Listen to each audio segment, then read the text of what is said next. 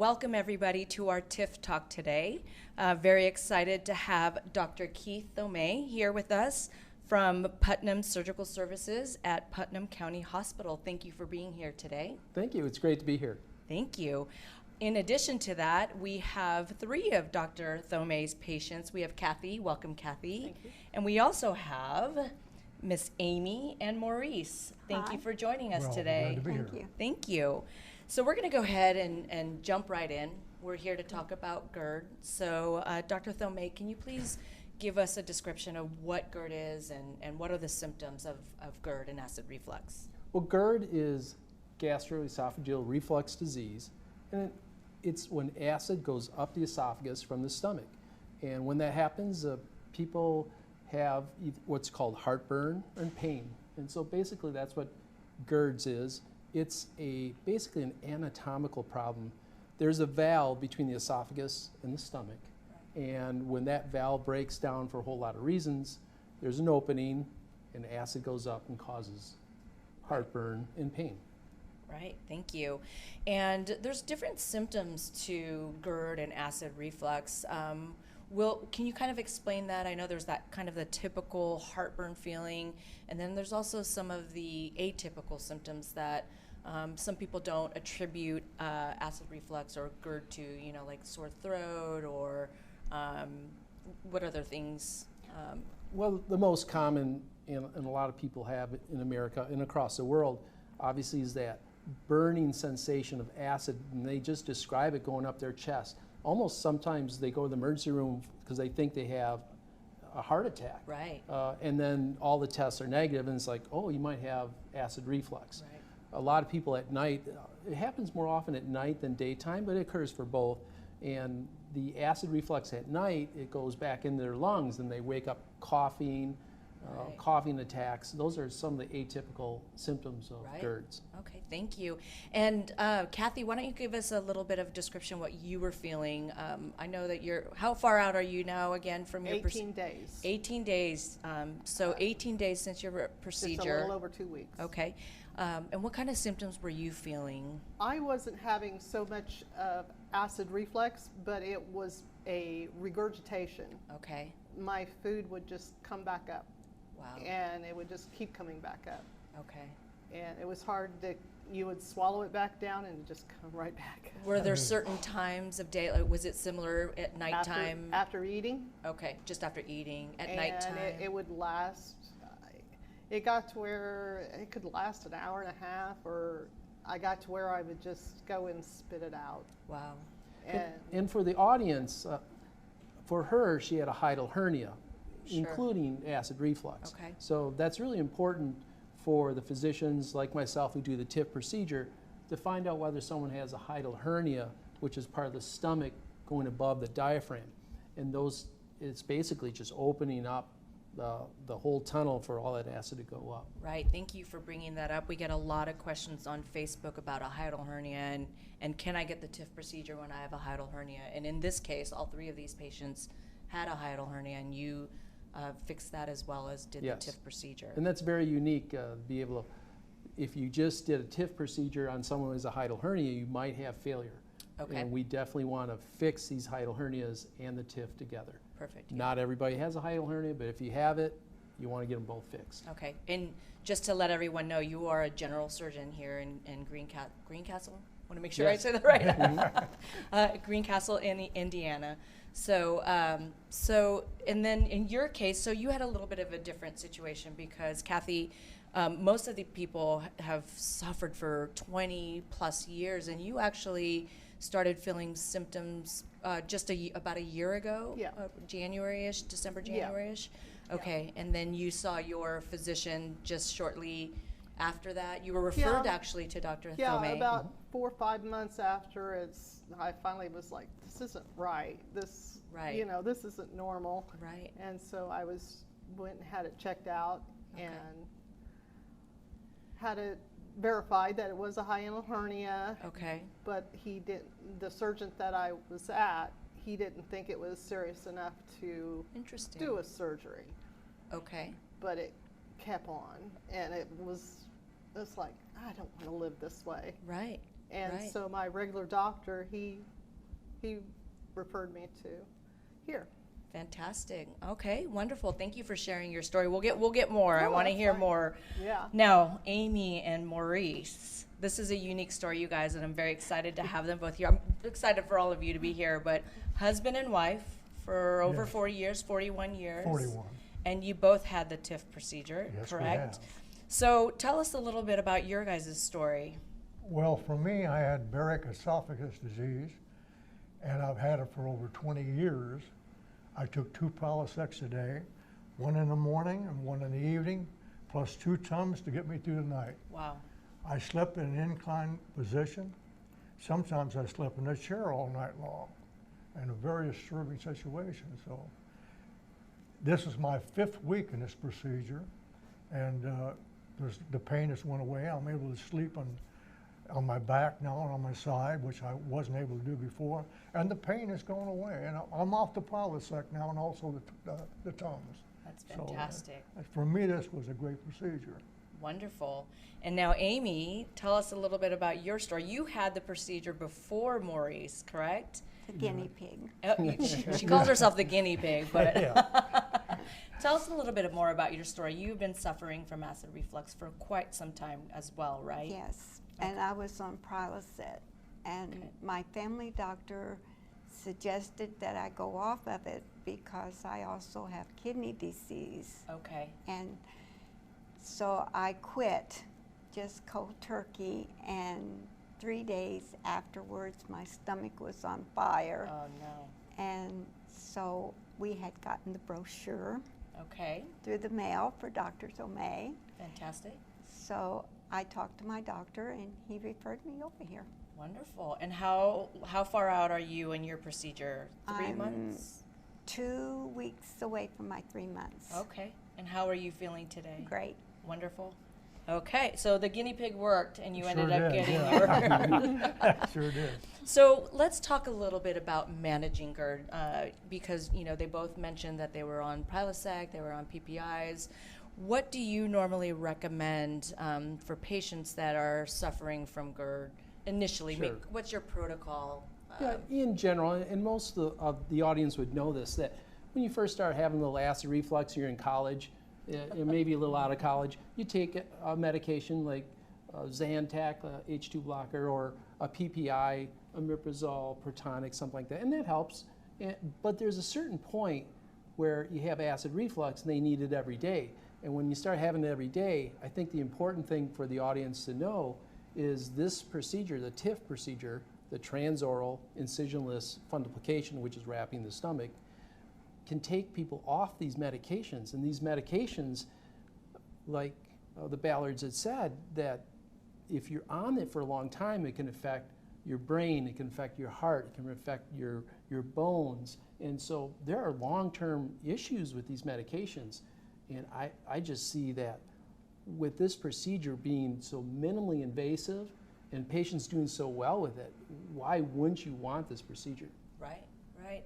So one of the big questions that we always get is when do I make that decision to do the TIF procedure? I've been on it for so long, and you kind of just mentioned it right there. If you're taking it every single day, because PPIs are normally supposed to be prescribed as how? Only, what is it, a 2-week series usually, or? Generally a month, a month or Okay. two, and obviously there's a lot of people who are on it for longer, but Right. it originally wasn't made for long-term use. Sure. Okay. So let's talk a little bit about what is the TIF procedure and how does it work. I'll let you get into your scientific explanation of the TIF procedure for everybody. Sure. The TIF procedure is really a non-invasive surgical procedure that we can put an instrument down the mouth. It looks back at the junction between the esophagus and the stomach, and people who have acid reflux, they've lost that valve, so we're going to make a new valve. And we do that basically by putting fasteners in. And I brought a picture right here that shows this fastener, these fasteners, and we build a new valve. And the great thing about it, you may not be able to see this, it's 270 degrees around. It's not 360. So many of you have probably heard about the Nissen fundoplication. That's the gold standard in the past. It was a big operation. You wrap the stomach 360 degrees, and people would have problems with, they weren't able to burp, weren't able to vomit, food would be getting stuck as they ate, and a lot of postoperative pain. So this is really a great advancement. Is it new? No, it's really been around for more than 8 years, but we've really perfected it. Endogastric Solutions, a company, has really done a great job at making new equipment for this, making sure we pick the right patients for it. So not everybody is a candidate for it, but if you're on PPIs for a long time and you need to get off that and you have the classic acid reflux, or you have Barrett's esophagitis, which has a risk of turning into cancer, although low, it still has that risk. This is a great procedure for that. Perfect. Thank you for that explanation. So you had mentioned, you know, the TIF is obviously not everybody is going to be a candidate, and there are other procedures. Can you discuss a little bit what are the other procedures that are available out there for GERD and acid reflux, or Sure. treatment options, if you will? Well, besides medications, the gold standard for many years was a Nissen fundoplication, which is a surgical procedure with incisions on the belly, wrapping the stomach 360 degrees. Right. That's one. That's really the gold standard prior Right. to this. Right. Are there any other procedures that, because I think you There talked are about some, strata in the right. past. There's some different procedures. There's magnets that they can put around Sure. the esophagus. There are also radio frequency strata, which is rejuvenated over the last year. It was about 10 years ago, it was big, and then they went out of business for a little while. So there are different options. Each have their pros and cons. Sure. But we can say with the TIF, this is an anatomical problem, a valve that doesn't work, and we're going in there and making a new valve, just the way God created the anatomy to be at the beginning. Right. Perfect. Thank you. Do we have a question from Facebook, Wendy? We do. Actually, Ryan asked if can fixing the hiatal hernia solve the problem without needing the TIF procedure? That's a good question. So before we do these procedures, we do a scope, an EGD, and we look at the irritation of the distal esophagus, so how much esophagitis they have. And if they don't have esophagitis and only have a hiatal hernia, you only need that fixed. Right. Perfect. Do we have another question, Wendy? We do. What? And that is, sorry, that is, does insurance pay for the TIF procedure?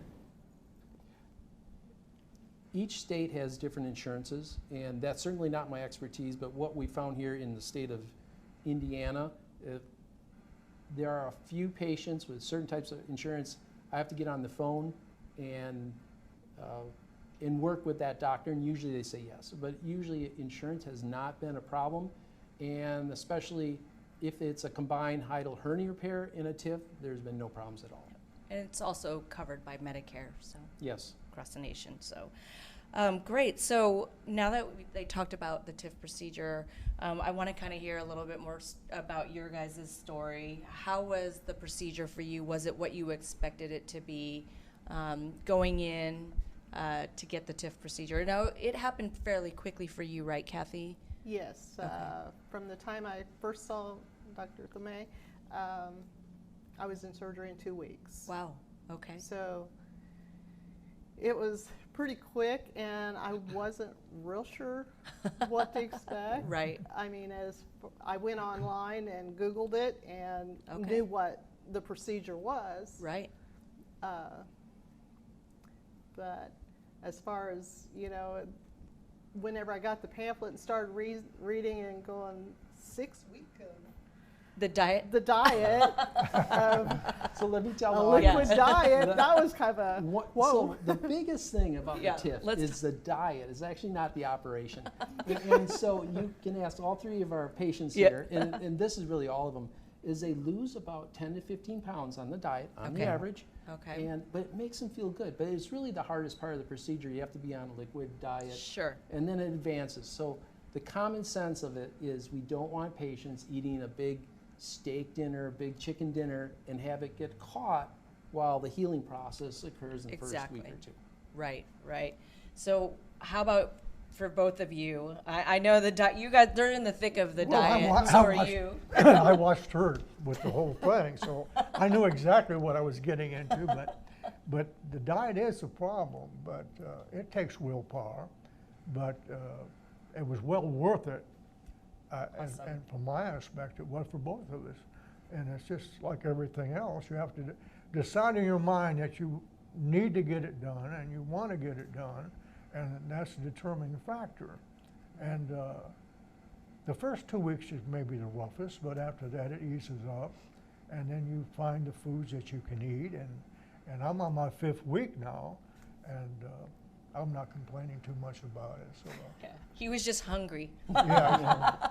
And there's Hunger certainly pains. a point where you're on regular food. There's not course. this diet the rest of your life or anything. Of No. course. Let's talk a little bit about that. What's your protocol after the TIF procedure generally for the patients after they've had both, either straight TIF or the combination procedure? Because they're different, right? Right. Different, yeah. But not much different. Generally, we have a strict TIF diet, which is liquids that advance the soft foods on, and no heavy lifting. I kind of use 30 pounds as, for a couple of weeks, not to lift real heavy. What's important is no carbonated fluids, Okay. no Coca-Cola, things like that. Sure. That's really big. And otherwise, that's about it. Okay, and we get a lot of questions about going back to work. So depending on what type of work they do, what is your protocol usually for getting them back to work? Well, everybody has different occupations, and obviously if you're a construction worker in heavy lifting, I'd say, and then you have to decide whether you had the Hhiatal hernia repair or not. Right, right. But in general, heavy lifting, not for a month, but Okay, generally I just use 30 pounds. So every surgeon might be different, but sure. I don't think that's the biggest deal. I think the biggest deal is their diet.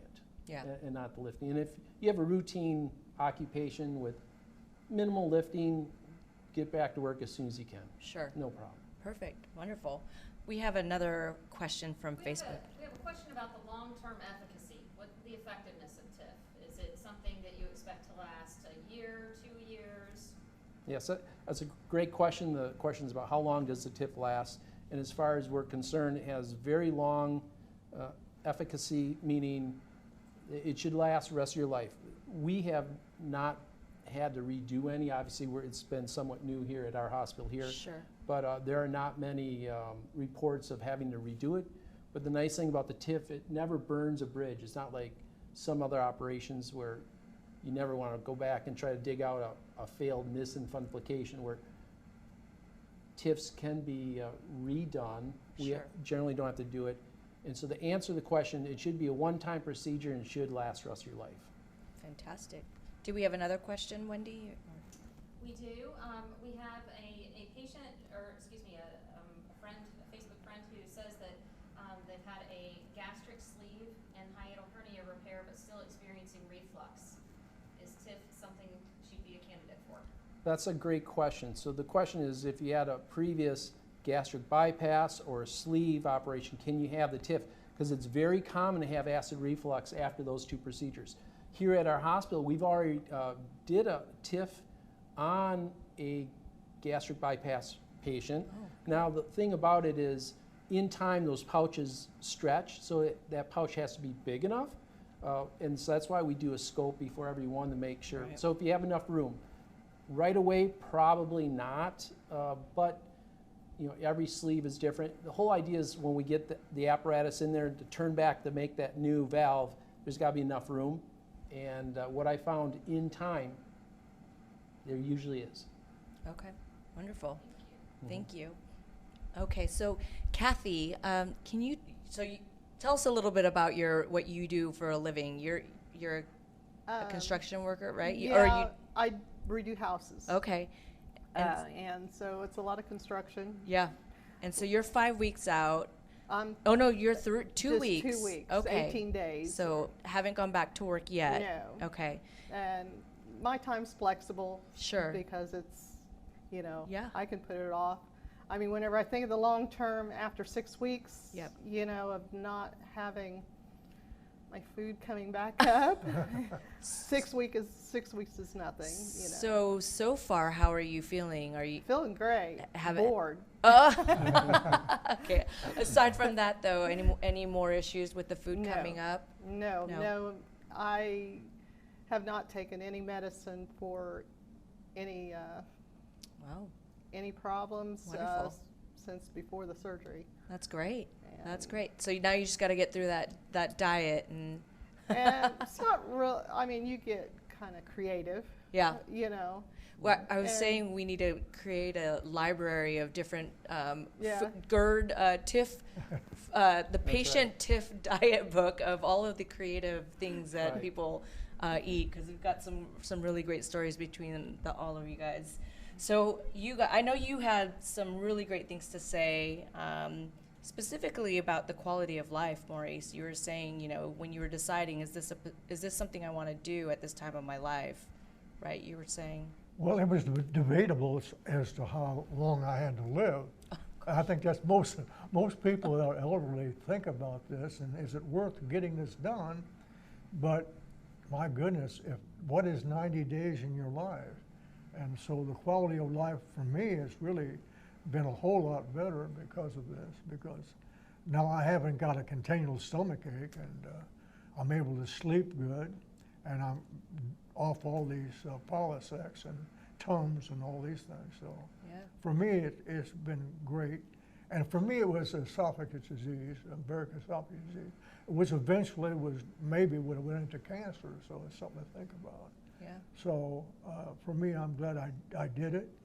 And for me, I'm in my 5th week, and I've only got a couple more to go before I could eat a decent diet. Your steak that you've been waiting for. Oh yeah, I'd love to hate that, but it's been well worth it. you Yeah. know. Yeah. You've got to Fantastic. suffer in this life for a lot of things, and I found out and it's well worth the time and the effort and the inconvenience. So Yeah. And then Amy, what about you? You just are happy. happy to, I'm happy. I eat a lot of ice cream. a lot of ice cream, A lot of ice cream and protein shakes. protein shakes. That's what I hear a lot about the post-diet, the protein shakes. So Yeah. are good. well, she had it over me because I'm lactose intolerant, so I couldn't eat the ice cream and the cottage cheese. And all That's those why other- he was hungry. Yeah, I was hungry all the time, but I supplemented a lot of things. You know, in the morning for my breakfast was 2 eggs and a piece of Spam. See, here's the diet, which I guys. got by with really well, and it had a lot of protein to it. So I think a little ingenuity on your part, you can get by fairly well. Fantastic. Yeah. Yes. So We have this another is question. This is a perfect question for right now. We have a patient wondering if they need to lose weight before they have the TIF procedure performed. Yes, the question is how heavy can you be for the TIF procedure or hiatal hernia? The company would suggest a BMI of 35. That's what they suggest. We break that rule a number of times for the right type of patient and the right patient who has a good attitude. So it's not a clear cut, but that's what the company recommends. Thank you. And then also, if a large hiatal hernia, 8 centimeters, is repaired, can you do the TIF afterwards? Absolutely. So the question is, can we do a TIF procedure after a large hiatal hernia repair? And here at our hospital, we like to do it at the same time. So if you see a GI doctor who does TIFs, where there are many across the United States, they'll send you for the hiatal hernia repair, you come back, and then they'll do the TIF. Here at our hospital, or you go see a surgeon who does both, we do it all at the same procedure. We do the hiatal hernia repair, and while you're asleep, we do the TIF, and it's all done. And these 3 patients here are prime examples. Yep. Fantastic.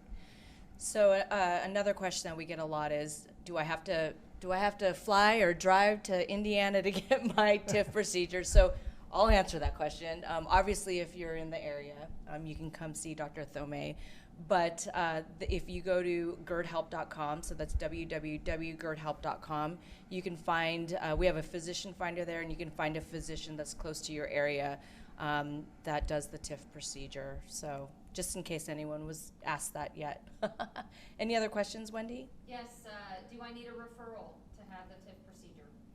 So that differs, but I'll let you talk about for you. Do you need a referral for this hospital general? Generally, you do not need a referral. If you just come here and then we start the process, the workup, Yep. and work with the insurance companies, a referral is not needed. Yeah, perfect. Any other questions, Wendy? My daughter is 17 and suffers from severe acid reflux. Can she have the procedure? That's a great question. So the age group of when we should start doing this, I professionally, without knowing her, would recommend that she stay on medications at this point and maybe try different other treatments such as the head of the bed up, block of wood on your bed, watching what she eats, things like that. I probably would not do it on a 17-year-old. Other physicians may. I think we should wait a little longer on that particular case.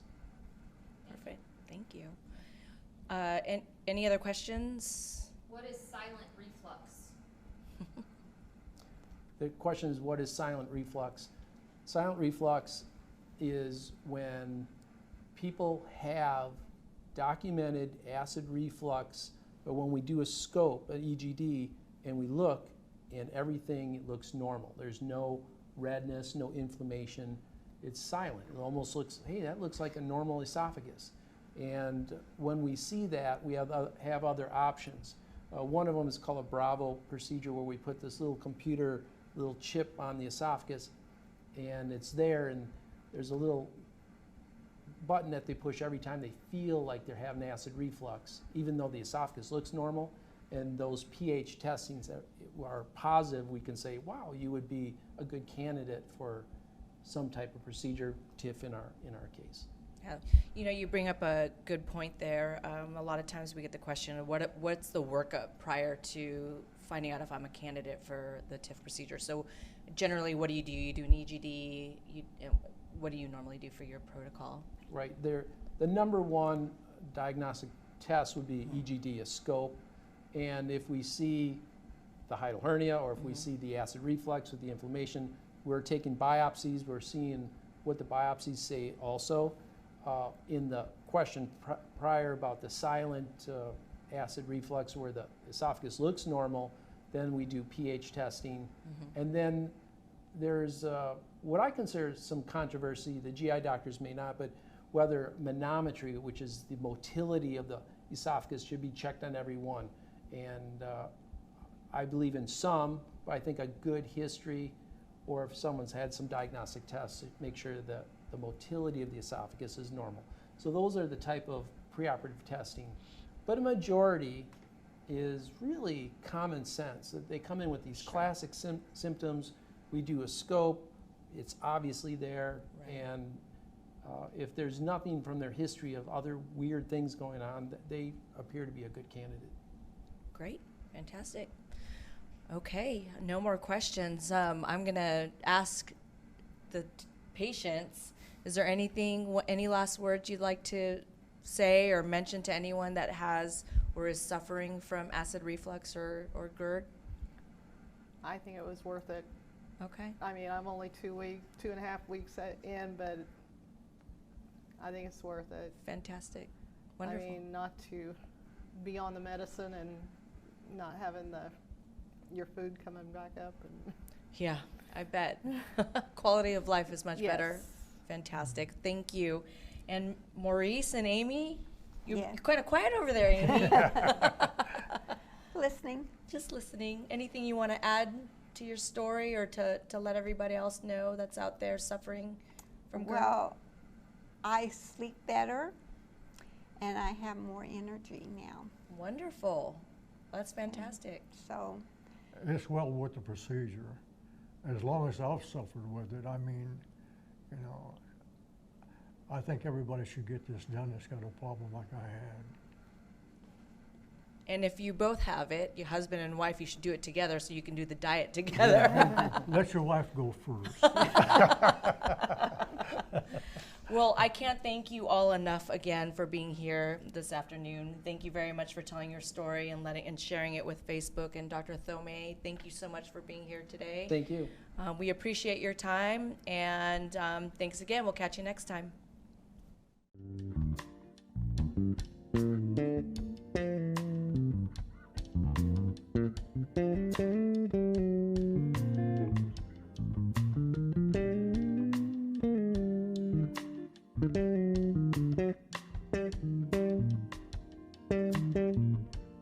Thank you.